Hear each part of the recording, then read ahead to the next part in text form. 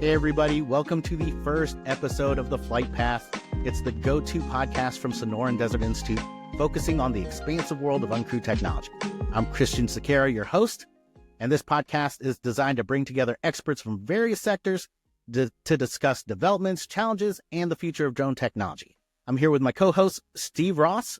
Steve, tell me a little bit about yourself. Hey, Christian. Glad to be here for our first episode of the Flight Path. I am the Director of Marketing here at SDI. So as our Marketing Director, I have to make our compliance overlords happy and say, SDI is an online education institution. And we're dedicated to equipping our students with the essential skills and techniques for success in the firearms and especially the uncrewed technology fields. SDI is accredited by the Distance Education Accrediting Commission, the DEAC. Now we have that out of the way. I'm excited to say that today we have two very distinguished guests in the uncrewed technology sector. Joining us is James McDanolds, a UAS enthusiast turned career impacting multiple startups and now shaping the future of education here at SDI. Also with us is Don Heon. He's a U.S. Navy veteran, drone technology expert who now develops curriculum to simplify the complex UAS topics for learners here at SDI. James, Don, it's great to have you both here.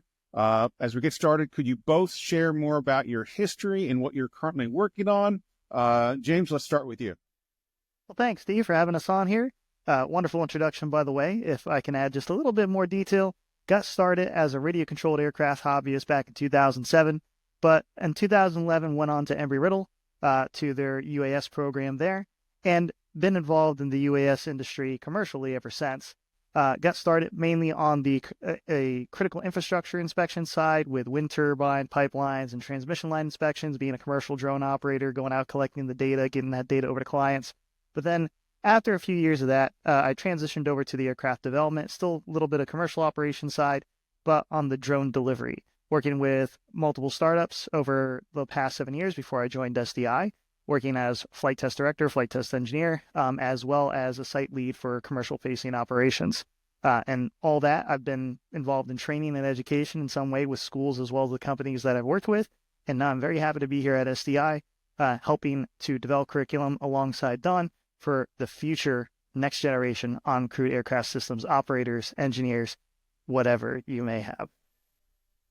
Yeah, thanks, James. I'm Don. I got out of the military in 2012, and I needed a hobby, so I found drones, and I found that through YouTube, which a lot of guys do. And I was watching a video of a guy flying through some trees with a drone, and I said, "That's exactly what I want to do." So I went to school at Embry-Riddle, graduated with my bachelor's degree, explored the industries, did a little bit of construction survey work, some FPV drone flyings, all while maintaining and fixing my drones in the back there. And it's been my passion ever since. And one of the things that I love really most importantly is the curriculum and the development aspect and teaching the new generation of drone pilots. Don, when you talk about YouTube, that always gets me because, so many of our students come and find us from YouTube, but also I feel like so many, YouTube either gets me into a lot of trouble or out of trouble for things personally. I broke something and I need to go to YouTube how to fix it. Yeah. Or I see a really cool hobby on YouTube. I'm like, I need to be doing that. How do I, and then I just go down a rabbit hole even further. It sounds kind of like what you got into drones by that same path. Yeah, I was pretty hooked once I saw that, because back in the day in 2010, 2012, you couldn't buy a drone online. I mean, DJI had their Phantom 1 that was out, but barely, right? So if you wanted to fly a drone, you had to figure out this huge knowledge curve of technology that was barely being developed at the time. And so, I read thousands of pages of forums and then eventually built my own drone and ended up flying it, and I was hooked ever since. To that extent, there's a lot of, back in the day, as you said, like when you're going on YouTube, when you're going on these online forums, it was definitely a lot of, fly, fix, and fly again, because there wasn't any sort of, real formal training or anything like that. You really had to go out there and just experience it and have to stumble quite a bit, to be honest, in order to really put something together that flew well. Because, even though you put it together, it doesn't mean it's going to fly out well. It could just take off and flip right over. So we had to figure all that stuff out and wonder, okay, how do we make this thing stable? How do we actually get it working? So it's definitely, it's come a long way since then.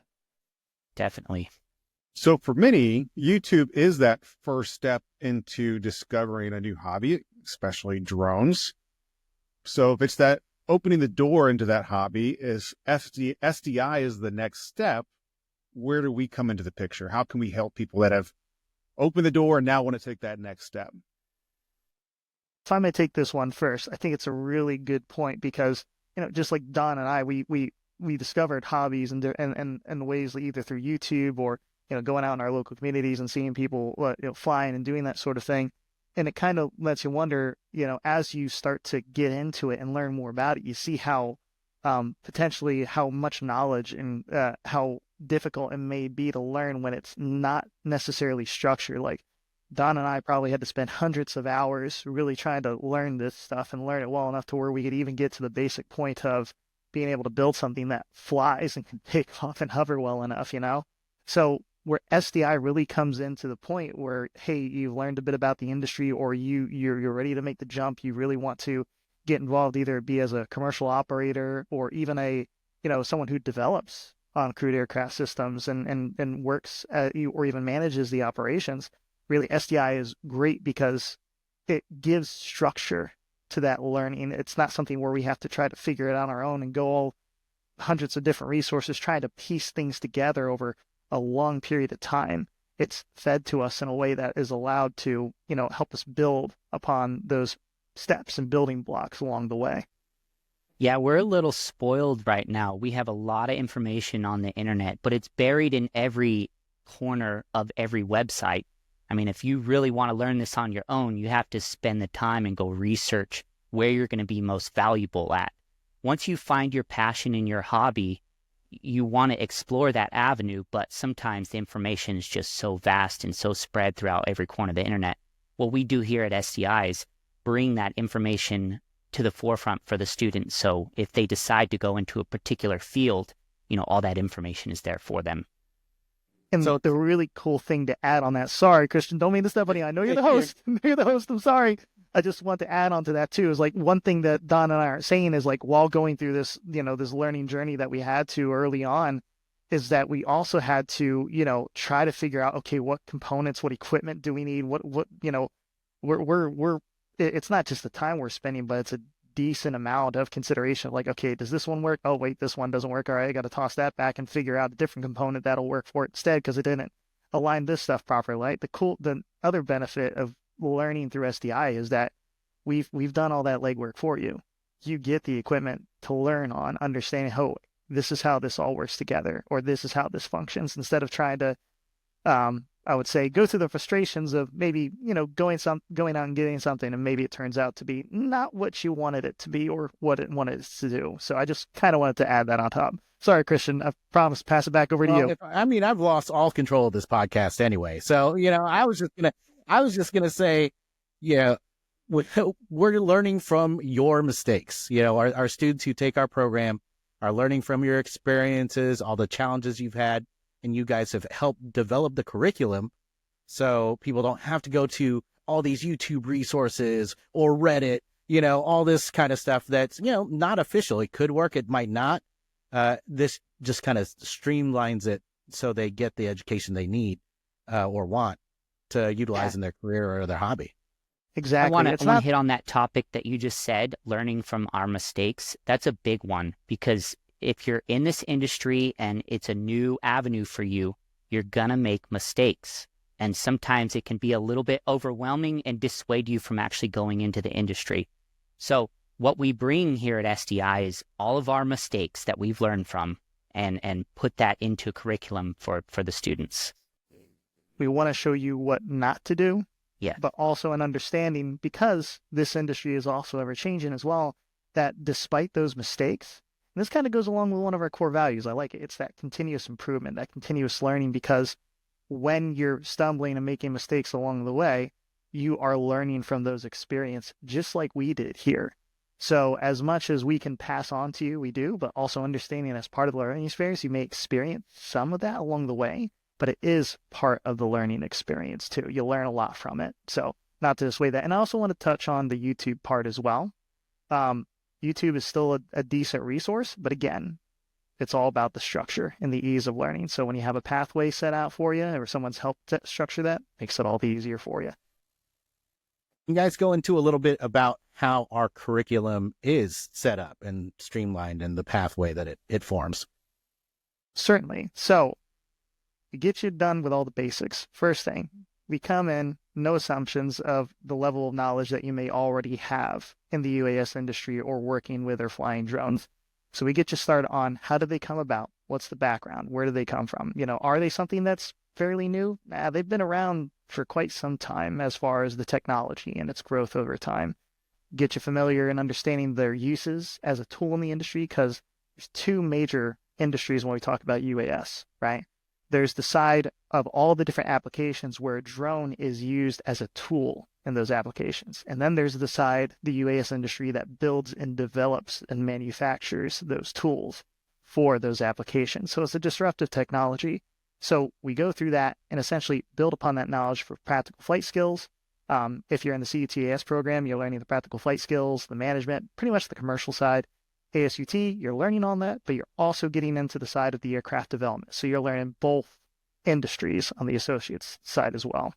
James, can you elaborate on the CUTAS and ASUT programs and how they different? Yeah, that's a really good question. I like that. So the Certificate of Uncrewed Technology Aerial Systems is the best course of action. It's a 4-course program.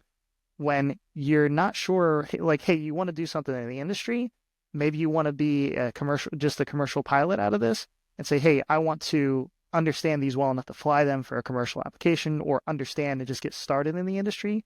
The certificate is really good because it gives you that introduction. It gives you the practical flight skills, puts you through the necessary Part 107 regulation rule set knowledge. It's like the rules of the road for drones for commercial operators, essentially.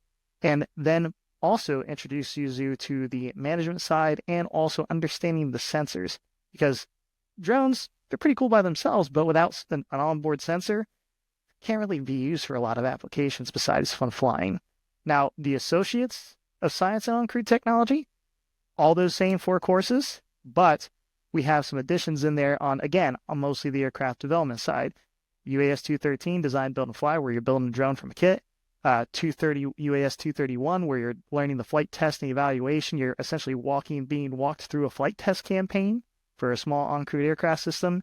Then there's project management as well, systems engineering approaches. And then there's even more on the commercial side with UAS 234, which is the thermography education side for learning how to use the thermography as a specific sensor for different applications.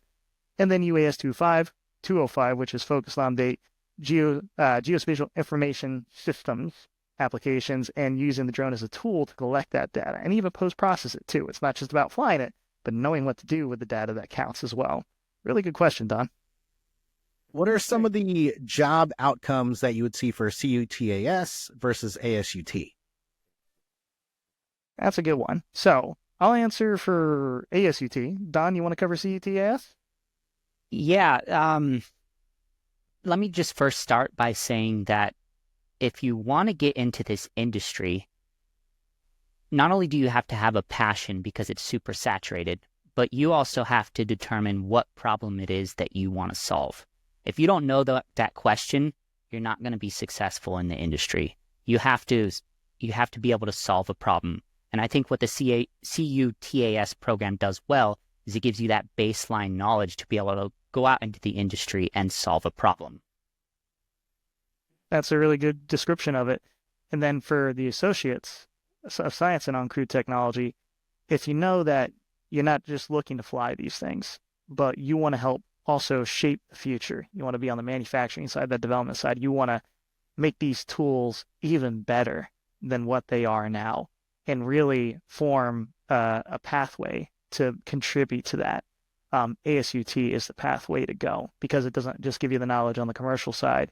As we stated earlier, it gives you that knowledge on how these things are developed and how they're developed for a specific purpose as well. Because a lot of people can go out and say, I'm going to build a drone. Well, that's cool. You can build a drone, but can you build a drone that's useful as a tool for a specific application? That's what we really try to focus on. Don, when you mentioned this industry is saturated, here's kind of one of the things I see where that relates to me. If I go do a Google search, how to get into the drone industry, how to be a drone pilot, the first 10 pages of search results are going to be, go get your FAA 107 license, which that seems like it's the first thing you need to do if you really want to go anywhere with this. But how do our programs take that to the next level if you want to be successful? Seems like everyone knows like that's what you need to do, maybe do first. Do our programs cover that, and do they take it to the next step? Yeah, our program does cover it. We have a UAS 250 class that specifically focuses on getting your Part 107 certificate, even if you're doing this for fun. Like, if you're doing it for fun, you have to get your trust certificate. It's training on the FAA website.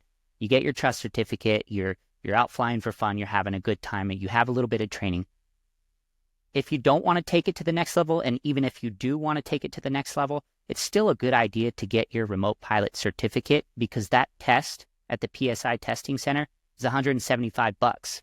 And if you don't study, you're going to fail, and you're going to have to pay another $175 to take the test.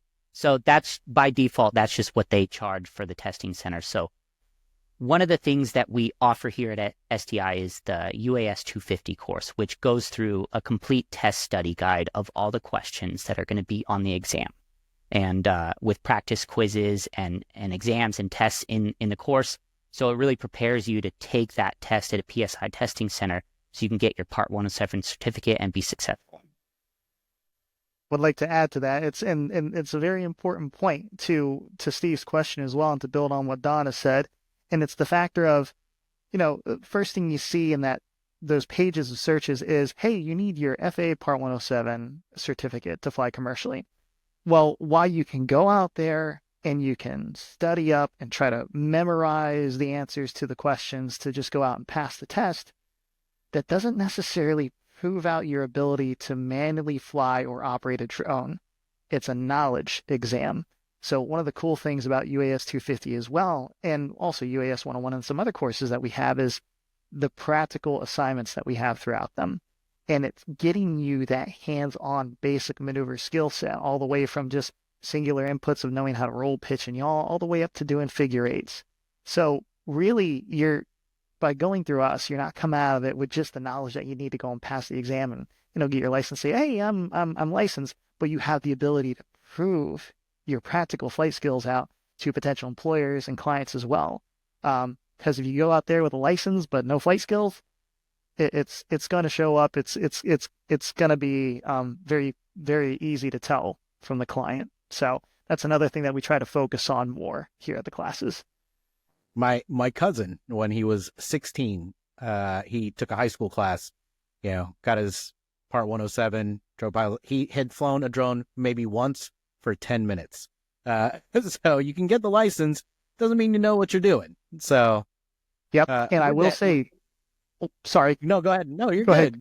I just wanted to tag on, and I will say just that from the different companies that I've had to go and interview, that I'm sure Don has probably run into this as well at some point, is that you can go in there and show up with all your knowledge, but even with that, like at the time I had 6 years when I interviewed with a company up in Reno, you still had to go out and show them, can you fly this thing? And they'll ask you, hey, do this maneuver, do that maneuver. Can you fly this thing manually? Can you do what you say you do? And they'll put you on the simulator. They'll put you on the live aircraft. They will run cross checks on your ability to do that. It's like when I worked for Cirque du Soleil. So that is totally a lie. When you go to a company and you're having to, prove yourself, are there different drones they give you? Like, are they giving you one that maybe has some better safety checks in it to keep you from crashing that drone versus, oh, here's one that has nothing on it that you can just really get into some trouble? I think that all depends on the type of flying that they're doing as a company. So, for example, for a commercial application company, they'll give you something that they're expecting you to fly, but has all the fail-safes, the safety features, the backups, all the stability, that higher level of ease of use to a drone. But for the flight test engineers, if you're expected to step in as a safety pilot and take manual control when all else fails on the aircraft, they're going to give you something that it doesn't have the best stability. It has problems, and you have to show that you can maintain control over this thing when it has issues. Don? I've been experienced to a lot of different platforms. When I've applied for positions at certain jobs, I've never really experienced what it's like to be tested on a certain platform. I've always just been handed a drone and expected to figure it out, right?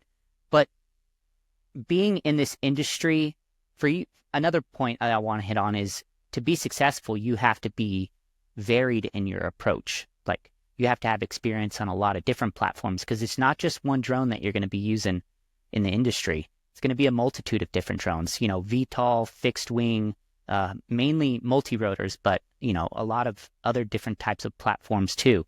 When I first got hired on to my previous position, I got an opportunity to really experience the wing trip platform. And I was a little hesitant at first because I didn't know the system. But once I actually went through the software and did a test flight, I was like, oh, that's pretty easy. So having that experience is, super crucial for you to be successful in this industry, like multiple different platforms. How do we teach that? If you have to learn on these different platforms, is that something we teach, and how do we do it? Yeah, for online education in the drone space, it's difficult because you don't get experience to some of the bigger platforms, obviously, because those are super expensive, right? I mean, a student doesn't want to pay 10 grand for an education for one course, right? So, but what we do well is we give them experience on smaller type platforms. For example, the CodeDrone EDU, right? That's a Blockly code application, and it gives them experience on setting up an automated flight pattern.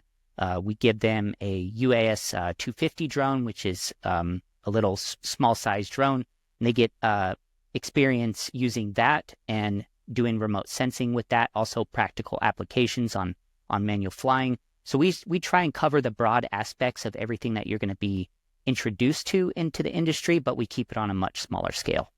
We have simulators that do bigger drones, don't we? So we have the Zephyr simulator. There's other simulators out there that students can get access to and use free of charge. But the one we send out is mainly for small unmanned aircraft system multi-rotor types. But there are a multitude of different aircraft on there with different gains, different tuning that they can practice with and going through different scenarios as well. So they get that skill. And it's kind of important to kind of structure it that way, because when they're starting out with a small drone, it has some stability, but it doesn't have all the bells and whistles. But it's very forgiving if it runs into something and so forth. It's very lightweight, easy to repair, replace, and so forth. But it all comes up to kind of building the skill versus, what capabilities and functionalities that drone has. So, we get into that conversation of the level of skill of the pilot versus the, expensiveness or the capabilities of the drone itself. And we kind of, that's a whole nother topic of conversation we can get into. So question for both of you. Are there any common challenges a student might face when they're transitioning from that simulator platform, the theoretical knowledge, to a real world practical drone operation? James, you wanna answer that question, and I'll piggyback on you? Certainly, yeah. So what we do here at SDI is we're following a standard aviation practice, and it's something that, you can recreate the wheel on if you want to, but it's a proven practice. And that practice is you're learning the ground knowledge necessary to understand how the system and the aircraft operates. But then before just, getting on a drone outside and you're dealing with all the elements and all the rules, all of a sudden that'd be a vast jump. You're being put in a more forgiving environment in a simulator that allows you to get used to the control inputs, the manual control inputs. Some simulators allow you to change wind speed and direction so you can add and get used to that feeling of how the wind affects the drone as well. But after you get really familiar with the maneuvers in the simulator itself, you could feel a little more comfortable. It's different from person to person, a little more comfortable taking your drone, going outside and doing that same maneuver. I know Don has had some experiences in that as well, so I'll let him take it from here on that side. Yeah, the simulator is a different ball game. Like, it gives you practice on knowing the controls and the movements, but to be able to translate that into real world flying, you actually need the experience. So if you don't know how the drone is operated using the control sticks, the simulator is a great way to practice your maneuvers on screen and crash as much as you want. So I got a question for you now. It's really a question for both of us in truth, but for you and your experience with it, do you feel if we had a simulator like Zephyr, or maybe, yeah, Real Flight was out back during that time, but at least to this quality or the quality of simulators that we see now, do you think it would have been maybe easier for us to be able to learn the flight dynamics for multi-rotors and different aircraft that we have to fly in the UAS industry? I can tell you I crashed a lot of drones in my first time. So the answer to that question is yes, for sure.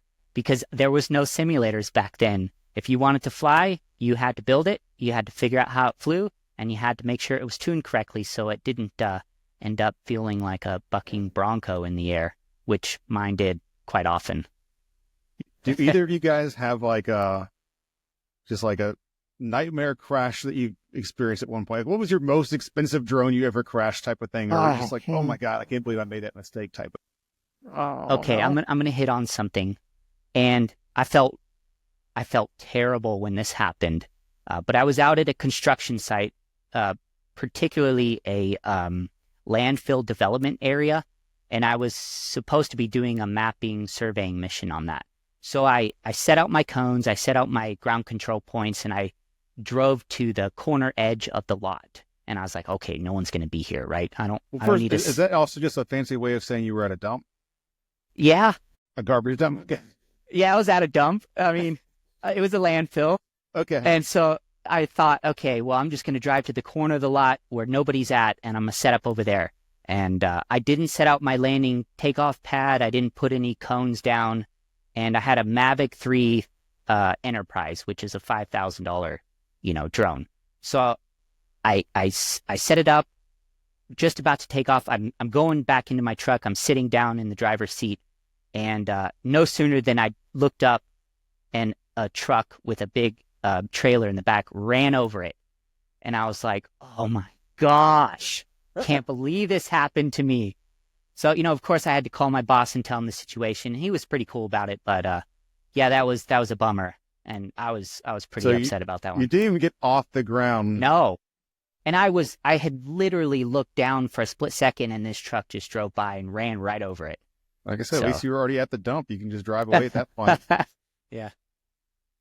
So the story I'm about to tell, I'll try to keep it short as possible here, but there's some finer details that I'm going to alleviate for other purposes. But I was with a drone delivery company at the time. They were both the developer, manufacturer, and the operator for some clients.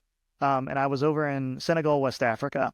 And we were flying mining components from the mining warehouse, like the mining equipment warehouse, out to mines. And this was beyond visual line of sight, 48 miles. And at the time, the cost to, build one of these drones, components, hardware, custom airframe, carbon fiber and all, it was around $45,000 to $48,000 for one of those drones. 10-foot wingspan, 65 pounds max gross takeoff weight, so over that 55-pound marker when carrying 10 pounds of payload. And the winds were not at limits, close to, and we were sitting waiting for them to die down. They died down for about 5-10 minutes where we're like, okay, let's make the call. If we can get it transitioned to the fixed wing mode, because it was a VTOL hybrid, vertical takeoff, goes into fixed wing flight, we should be good. We executed the takeoff. I'm sitting at the ground control station with the controller on the side for manual control, and it doesn't complete the transition, goes back to multi-rotor mode, and this is in a busy city area. So this thing is flying over buildings, it's flying over roads, and immediately when it's not completing its transition and not following the command to come back, heart starts to flutter just a little bit. But as an operator, you got to stay calm. You got to think through the scenario, troubleshoot, because becoming flustered or worried doesn't help you in those situations. Gives you less of a chance of getting it back. Anyways, we were able to take manual control, bring it back, but it wasn't responding to negative throttle inputs, and it wasn't responding to any land command. Now, this is a custom drone. This is not a drone that was built or branded by any other company besides the one I was working at the time. And essentially, it was just staying like this in place, being held by the wind, and probably good 15 to 20 miles per hour crosswinds until finally we were going to wait till it got to the low battery percentage so it auto started landing as one of its backup fail-safes because we had it over a safe location. But because it was running for so long at about 200 amps of output, it just cut out 80 feet above the ground, plummeting to the ground. Absolute total loss of the aircraft. And upon inspection, triage found out that the lead was so hot that it actually melted the solder connection to the battery because the battery was trying to feed that much. So that's one of my horror stories for, yeah, even though the drone is supposed to have all the latest features, it's a decent price, that it has some technical failures to it. Hey. That's some of the issue that you run in when you test and evaluate aircraft is you gotta be ready to troubleshoot. Yeah. Yeah. And when you can troubleshoot, you can try to take manual control, but when the aircraft itself ignores commands, you have to go back to, okay, what fail safes do we have left? So you got to work the problem as best you can. And the more knowledge you have about how the internals of the systems work, like I think we do a good job in UAS 213 as well as in like even UET 102, which is our fundamentals of electronics course, teaches you how these components connect, how they interact with each other, how they function. Just understanding that as a pilot when you're trying to troubleshoot and say, okay, what could be going on in this situation? What can I try to resolve this? It really does help give you more options, capability to resolve that scenario. Don, I see you trying to say something here. No, I was just gonna hit on your idea. One of the things that you have to do to be successful in this industry is knowing your system well. You can be the best pilot in the world, and if you're handed a drone and you don't know that system and it does something funky, how are you gonna bring it back safely? And I think one of the things that we do well in the UAS 213 class is we hit on every aspect of the internals of a drone on how it works. We go through the build process. We go through the software process. We go through the setup process, and we teach you along the way everything that you need to know to not only build the drone, but actually fly it safely because you have that background knowledge on how it works. Yeah, and it's not just on the knowledge of the components either. It's how all these external factors kind of play in and can affect the aircraft itself. We're talking about heat, cold, we're talking about dust in the air, that when these props are spinning, it's essentially dragging that dust and sand through, creating its own little sandpaper effect, if you will, on the hardware itself. It can get complicated fast if you don't have someone to walk you through it on that, or because Don and I had to experience, it's a really hard learning curve. Well, and to take this down the dark path, you're about to see Dark Steve here. What a nice thing to have uncrewed pieces of equipment, because if either one of those stories you shared had an actual pilot inside behind the controls inside the equipment, that's a bigger issue than just losing a piece of equipment. Believe it or not, James's story. I don't know about a garbage truck running over, a helicopter in Don's scenario, but believe it or not, I actually don't enjoy flying very much, like on commercial airliners. I don't like the process of going to the airport. I don't like the process of being around people. I especially don't like the process of taking off. Even though, our track record's been pretty good and they say statistically it's safer to fly in planes than it is in drive a car cross country, I still think of the fact that with a car, you can stop your momentum and actually get out and walk around. With a plane, you can't stop your momentum. So one of the reasons why, and I love flying, but just not commercial airliners. One of the reasons why I got into drones is so that I can experience what it's like to fly, but also keep my feet planted firmly on the ground, which for me is a bonus. Good sir, if I may. Okay. Sorry. Go ahead, Christian. We're stepping all over you. I was gonna flip this around because that is really dark. There's a lot of that kind of thought. But what are the cool stuff that you guys do? Like, what's the most rewarding part? What keeps you in this industry? Okay, if I may start this one off. One of the coolest things I've been able to see is it was another drone delivery company. We were over in Malawi doing transporting blood from one from a cold storage area to the other side of the city, and the city is a long But you're way. moving blood with drones? Yes, yeah, we were transporting blood with drones. It was cold chain medical transport. We were moving 3 liters of blood with a VTOL hybrid delivery drone. And that drone could only carry 5 pounds, but still 5 pounds is a decent amount of blood. Now, what we were doing is when the whole concern is that on the ground, it took almost an hour and a half to get from one place to the other. And when they can't store that blood on location, they need to keep it in that cold chain storage.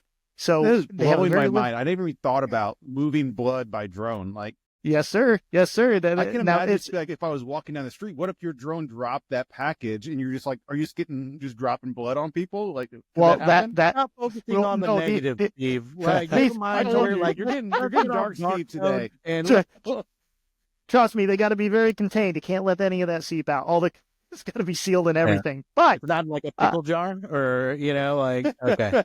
no, we're talking about carbon fiber with like conformal coating sealing. I don't want to get too technical here, too deep, or we can go off How common is off the blood rails. just flying over All right. our heads though? Like, Let him finish his story. Let what him else finish are his we story. moving around? Like, what Christian, other thank you. foods I got up appreciate there? you being on my side on this one. Yeah. But where it Yeah. took someone an hour and a half by a bike, it took us 9 minutes.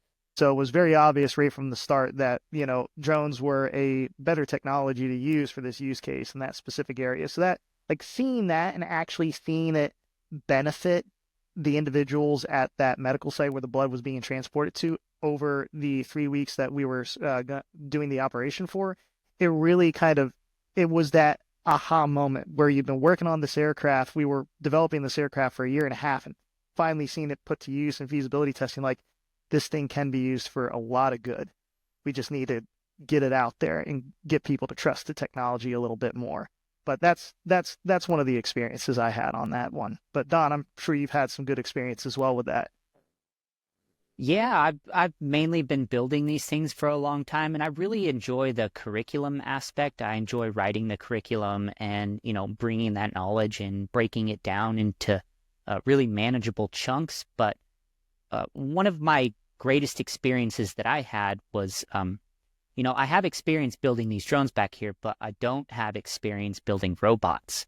And in my previous position, the SWAT department actually came to my job, and they had asked me if I could rebuild this little Traxxas articulating arm that was like from the 1995s, somewhere around there. And it was very old technology. It was hard to set up. It barely even worked. And they asked me if I could set this up and basically get it working a lot better.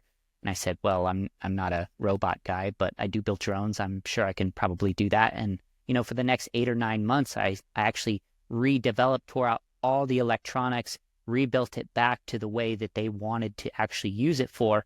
And now they're using it to replace a police officer in the field when they go and do their, swarms through a house trying to take a suspect down.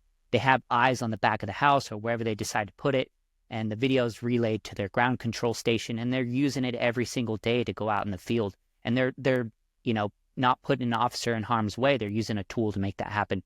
And I'm pretty proud of that. And that kind of sticks with my heart because they are using it every day in the field. You guys are heroes. That's You're really out there cool. saving lives. Yeah. Exactly. And you see a lot of that footage of, the eye in the sky, keeping track on, somebody who's just robbed a bank or, trying to hide from the cops and all that stuff. So my algorithm is full of that stuff. So I don't know what that says about me. But, I will say that public safety is a big aspect to this industry. Like fire department, police officers, they all use these drones for tools to, help them throughout the field when they're doing their field work. It's a big industry. I feel like you don't see police chases as much as you used to anymore. I know, right? It used to be on the news that's a all the really time. good What's going on? Maybe it's not as exciting. Well, police to be on the officers news. got smarter and thieves got dumber. Yeah. let's wrap this up a little bit. Short answers.